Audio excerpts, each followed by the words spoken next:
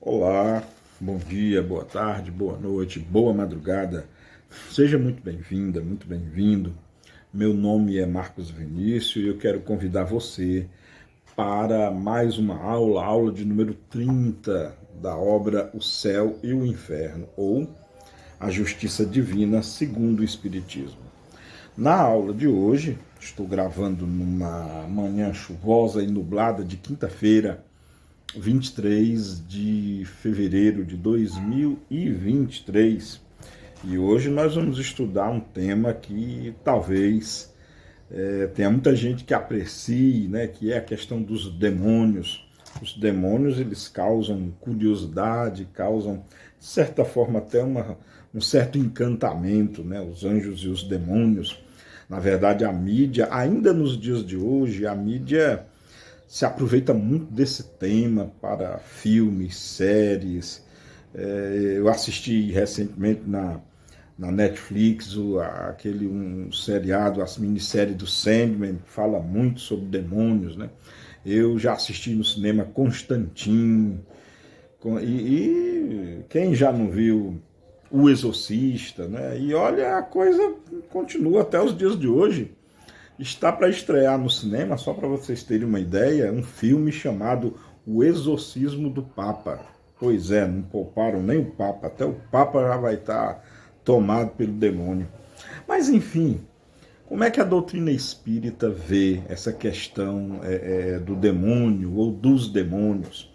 Essa questão é abordada com muito detalhe, com uma riqueza de dados históricos e muita teologia, teogonia e, claro, muita doutrina espírita, no capítulo 9 do livro O Céu e o Inferno, que se intitula Os Demônios. Esse capítulo é dividido em 3 partes, que são a origem da crença nos demônios, que é o tema, que é a pauta da nossa aula de hoje. Depois teremos os demônios segundo a igreja. E fechando o capítulo, veremos os demônios segundo o Espiritismo. Na aula de hoje, já iniciando a questão da origem da crença, nos demônios, né? Isso vem, claro, de épocas imemoriais, épocas muito remotas, né? E quando você lê o texto aqui do Allan Kardec, e eu continuo dizendo, essas aulas não nos eximem da leitura do texto. O texto é muito mais rico, o texto tem muito mais detalhes. Não é aqui em 10 minutos que eu vou conseguir concentrar tudo aquilo que Allan Kardec pesquisou e nos mostrou. Pois, enfim, a análise do Kardec, que é muito técnica e envolve antropologia, teologia, filosofia, história, uma série de outros conhecimentos, né? Então, com muita lógica, com muito raciocínio, Kardec nos lembra que essa história, na verdade, da origem do bem e do mal, ou como nós, seres humanos, compreendemos o bem e o mal, porque o encadeamento foi mais ou menos assim: conceito do bem e do mal, daí você tem os seres ligados ao bem e o mal. Você teria uma força do bem, depois uma força do mal, cada uma dessas forças lideradas pelo seu respectivo líder, né? Na cultura judaico-cristã, né? Na verdade, mais na cultura cristã, o líder do bem seria Jesus Cristo, o líder do mal seria Satanás, e claro, temos os prepostos, temos os seres da segunda ordem, que seriam os anjos, no caso das forças do bem, e os demônios, no caso das forças do mal. Agora, Kardec aventa para uma coisa muito interessante, que faz parte assim da nossa origem, né? Quando vivíamos ainda da agricultura, da caça, e os elementos da natureza, né? O sol, a chuva, os rios e os animais também, como forças da natureza, o fogo também, eles representavam fortuna, representavam pujança, representavam sucesso, abundância, mas eles também podiam representar fracasso, decadência e ruína. Ou seja, o sol é bom desde que o sol não queime as plantações. Os pássaros são bonitos, os seus cantares ou cântares são maravilhosos desde que os pássaros não comam os grãos, né, das lavouras. Instituíram-se até os espantalhos e por aí vai. Os animais dóceis, graciosos são bons, mas os que devastam as plantações não.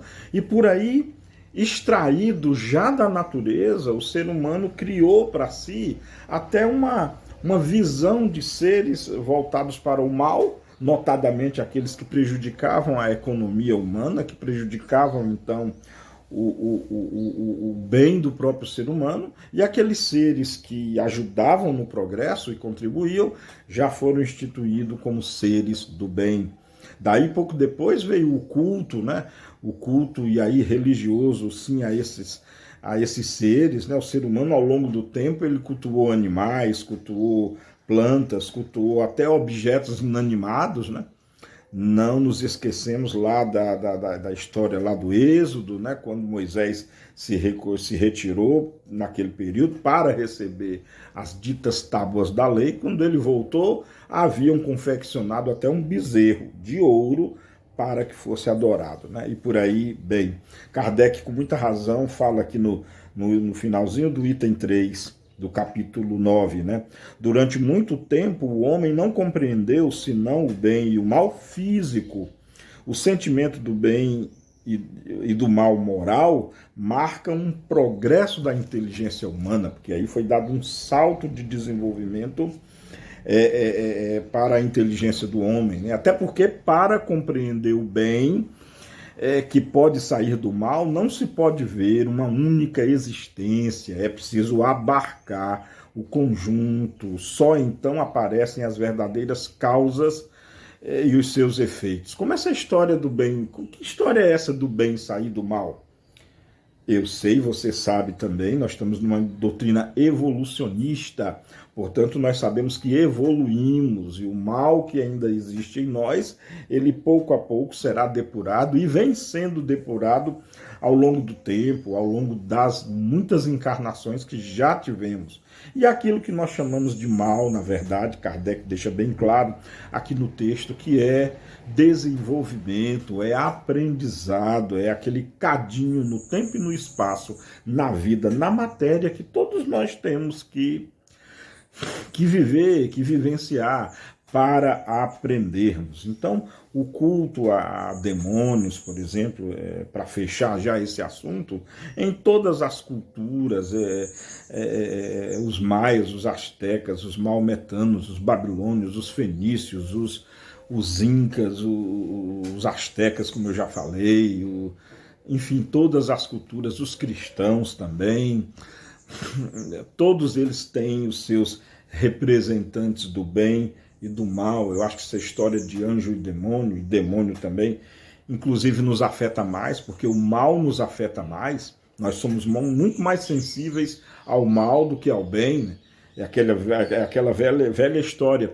Você pode receber 99 beijos, mas você vai lembrar do um tapa que você recebeu. Não é assim que nós funcionamos? Então, em linhas gerais, é essa a origem dos demônios que Allan Kardec traça aqui na primeira parte do capítulo 9. De novo, dá uma lida quando você tiver um tempinho nessa primeira parte, porque ela tem muito mais detalhes, né? E Kardec fecha essa primeira parte com uma ideia muito maravilhosa, que é a ideia e a consciência de Deus. Nenhum de nós sabemos quanto à intimidade da natureza de Deus, mas sabemos o que Jesus nos ensinou. E o que de mais belo tem no cristianismo com relação a Deus é essa definição de Deus. Deus como Deus é único, eterno, imutável, imaterial, todo-poderoso, soberanamente justo e bom e infinito em todas as suas perfeições. Devemos isso a Jesus Cristo. Era essa a introdução desse capítulo. Vamos continuar e desenvolver isso na próxima aula. Por hoje é só. Beijo no coração, amemo-nos como Jesus nos amou. Até a próxima aula. Tchau.